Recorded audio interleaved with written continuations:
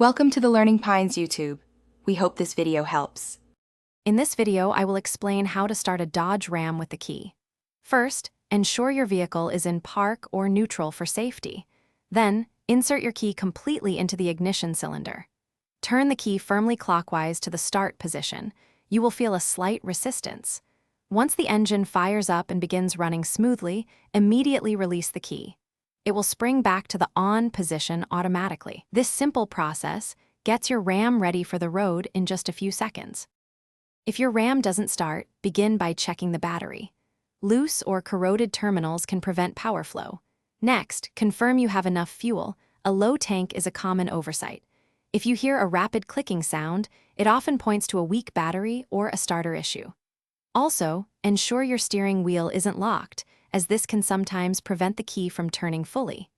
These quick checks can often resolve minor starting problems. To prolong your starter's life, avoid holding the key in the start position for more than a few seconds after the engine catches. Regularly inspect your physical key for wear or damage, as a worn key can cause ignition issues. It's also wise to have a spare key programmed. This can save you significant hassle if your primary key is lost or damaged. Finally, consistent maintenance of your battery and charging system is crucial for reliable starts. Your Dodge Ram includes an immobilizer system, which uses a chip in your key to prevent theft.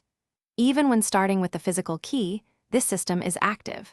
For key fobs, remember to replace their batteries every 2 to 3 years to ensure consistent performance.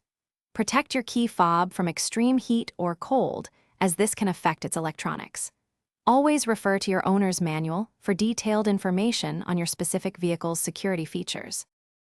Thanks for watching. Consider subscribing if we helped you.